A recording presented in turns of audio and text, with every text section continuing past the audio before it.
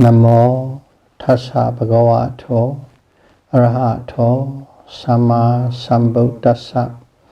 Namo tassa bhagavato arahato samma sambuddhassa. Namo tassa bhagavato arahato samma sambuddhassa.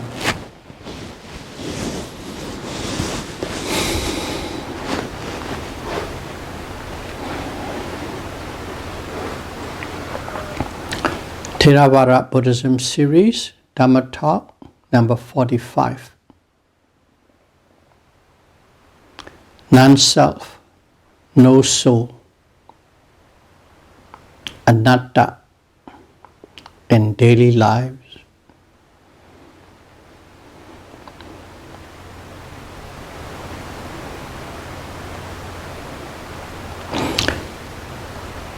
We have discussed at length the nature of consciousness and its mental associates. To understand non-self, amongst other things, in theory.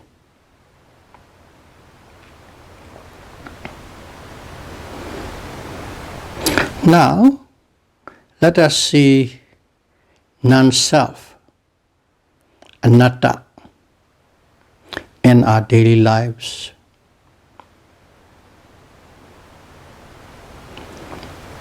Before talking about anatta, let's review what atta is.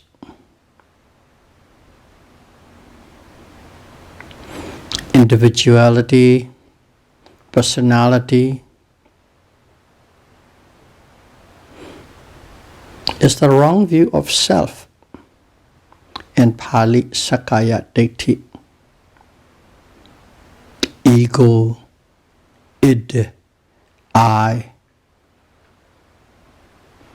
me, mine, are the presentation of self, atta.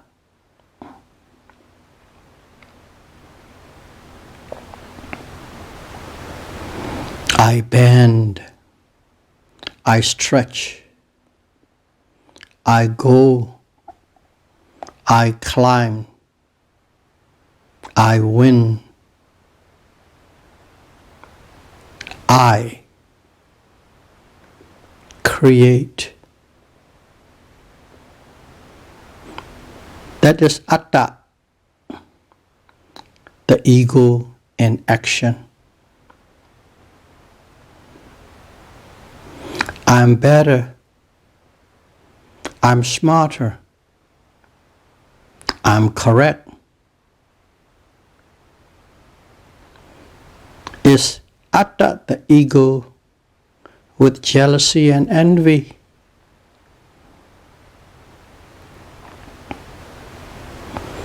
I have existed since I was born.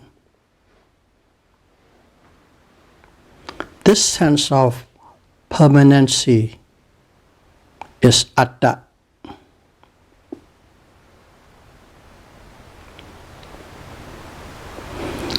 Belief in I was born with a soul is atta. Upon every death, I shifts to a new place of life is the concept of atta.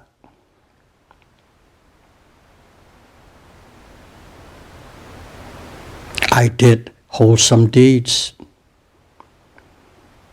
to have a better existence in the next life. Is atta. Atta is individuality, personality, a being, the ego, self, or a soul. That's what atta is. It's a revision what atta is. Now we are going to see what anatta is. Whenever a is added to a word, it negates the previous meaning. Anatta is totally opposite to atta. Now anatta. This concept of atta is a wrong perception from the Buddhist point of view.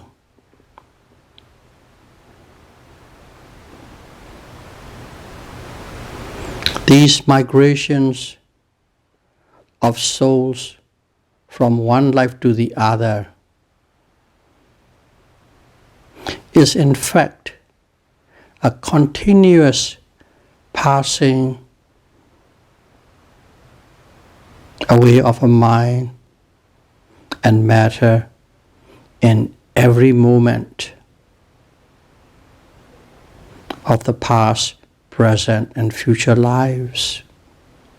We think this I shift, migrate from one life to the other, but in actuality, every moment a consciousness is arising and passing away throughout the life, and it has been doing so in the past, at present, and in future.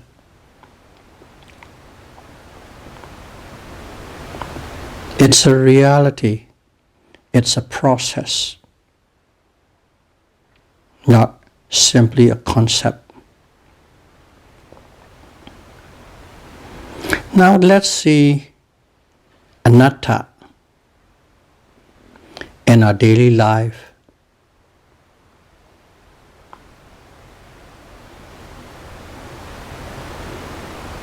I'll approach this with questions you can answer in your mind.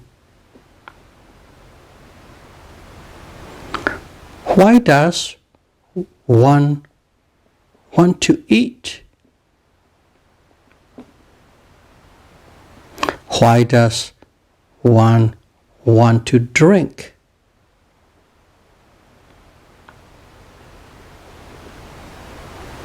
Why does one want to defecate? Why does one want to urinate?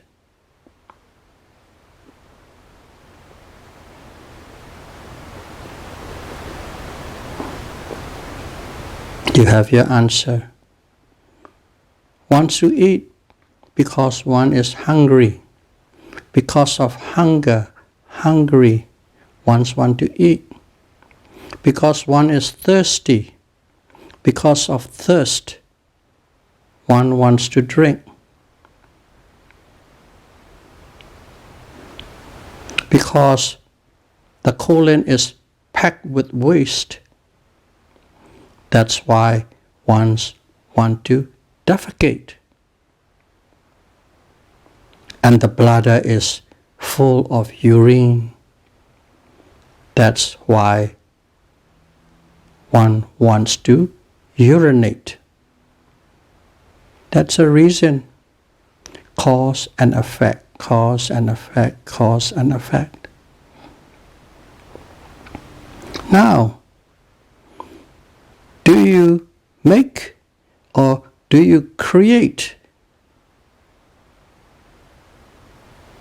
the consciousness with hunger or thirst, or consciousness wanting to defecate or urinate? Are you making it? Are you creating it?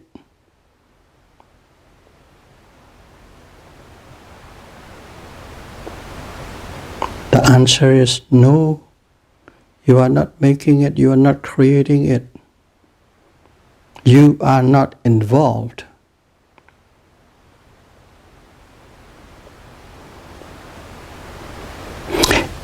It is the natural bodily phenomenon that operates on its own accord.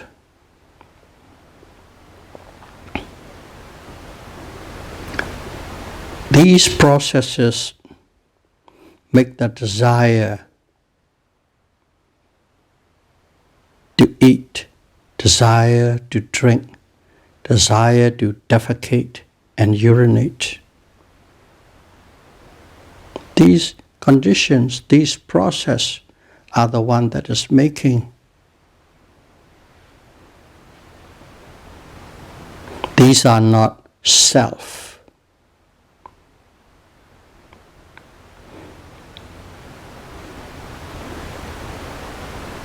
There is no self in that cause and effect, in that process. It is a natural physical phenomenon. That's why this physical phenomenon and the desire arising from this condition is anatta. Anatta. Wanting to.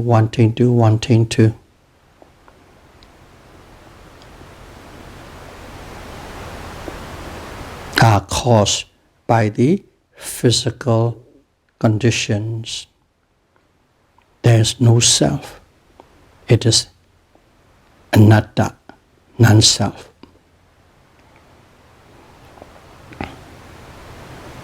Okay, next angle.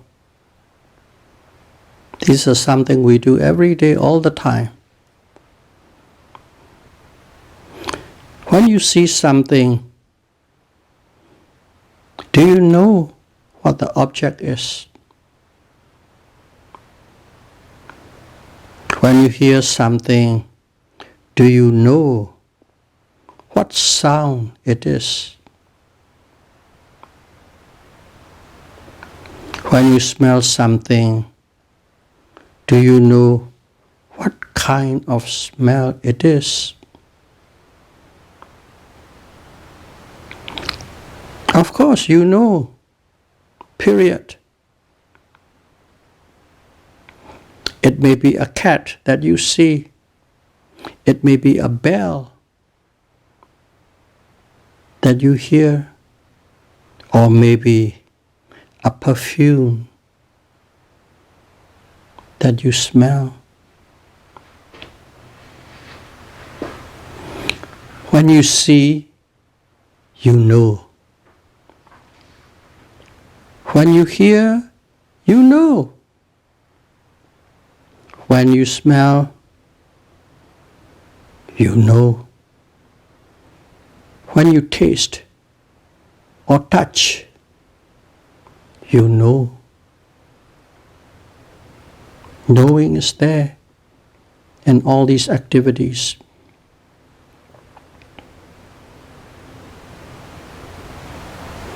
Do you have to make it or create it to see,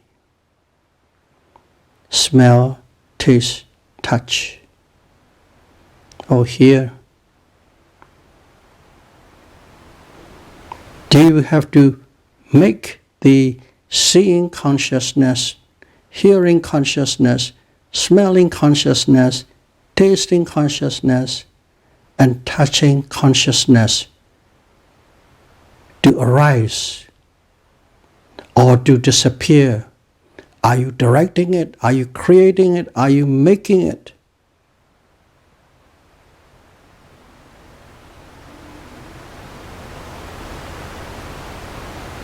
Think about it. Let's see, when a cat comes into the view of the eye, seeing arises. When a song comes in contact with the ear, Hearing arises. When the roots come in connection with the nose, smelling consciousness arises. Also, a flavor comes in contact with the tongue, or when a hand touches a body.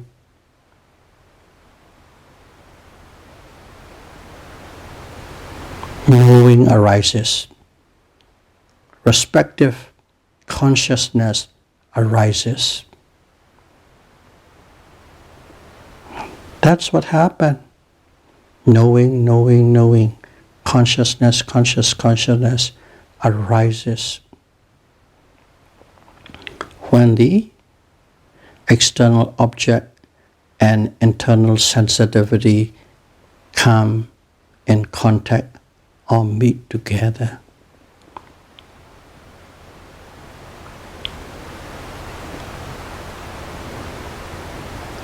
Together with conditions, external material object, and the 5 internal sensitivities, give rise to knowing.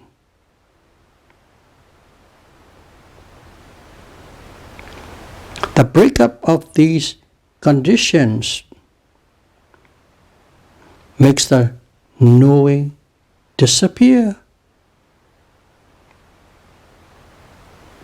Knowing is consciousness. It arises and it disappears based on the changing conditions. That knowing, or you can call it a mind, or you can call it a consciousness, is subject to changing condition.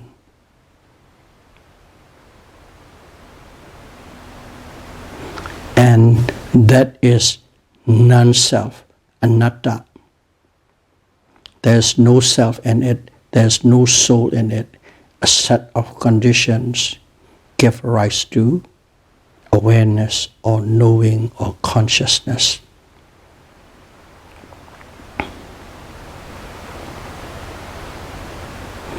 Let's approach from another angle. When one becomes old, hair becomes gray, teeth fall off, joints eroded, skin wrinkles, and eyesight weaken.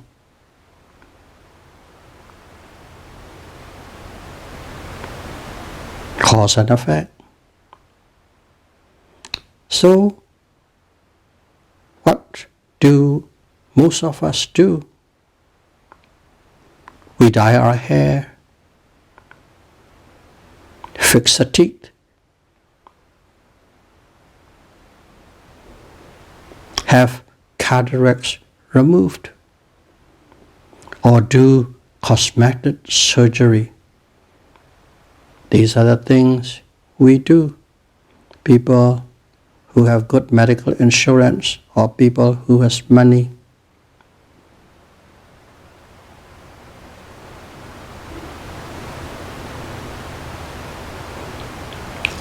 We do all these things. But the question is,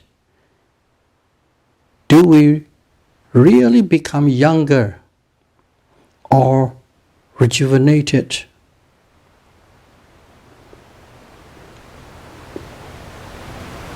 Think about it.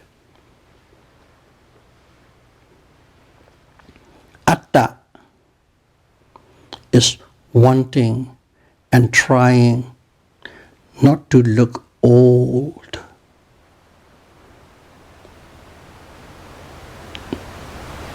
Not to get sick, or if possible, not to die or live longer. That's what atta is. Wanting and trying not to get old, not sick, or die.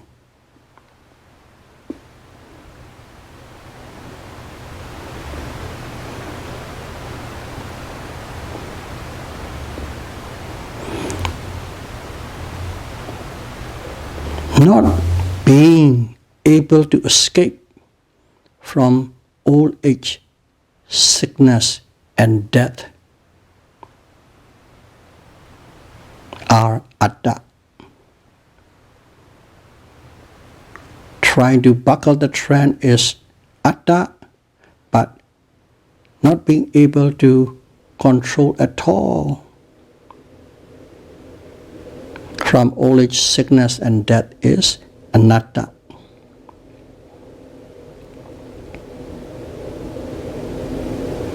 Birth, old age, sickness, and death are material and mental processes. It is uncontrollable. Rupa Dhamma and Nama Dhamma belongs to the domain of impermanence, anicca. It is not dependable. It has no essence. That's the reason this body and this mind, you, me, and I, is called anatta, non-self, no soul. Rupa Dhamma and Nama Dhamma. But there's one more Dhamma, Nibbana Dhamma. Nibbana is also Dhamma. Nibbana Dhamma exists, and it has no beginning. And if there's no beginning, there's no end, period. If you don't start, there's no end. No need to end. It is a Dhamma with no trace of materiality or mentality. There's no trace of materiality or mentality in this Nibbana Dhamma. Consequently, you can say it is non-self, anatta. Nibbana is also anatta. Buddha clearly stated, all Dhamma is anatta. In all the Dhamma, there is no self, there is no soul. And this understanding of anatta comes from all activities, behavior, manners, and thoughts in our everyday life. So, whenever opportunity arises, observe it and understand it that way. When you're bending, that's a process. When you're eating, that's a process. When you're seeing, that's a process.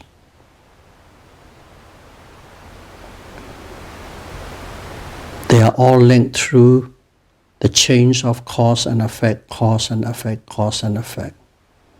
Conditions. When conditions are met, a consciousness arises. When that condition breaks down or change, consciousness disappear, kaput. Everyday life, at any time, all that you do is You have to put your attention towards it and understand that way. And if you do that repeatedly, diligently, every day, you will be able to experience, not theoretical understanding, experiential understanding of anatta will arise in you sooner than later. May all of you be able to practice mindfulness insight meditation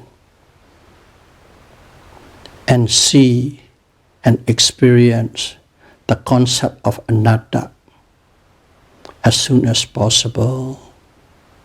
Sadhu, sadhu, sadhu. Thank you very much.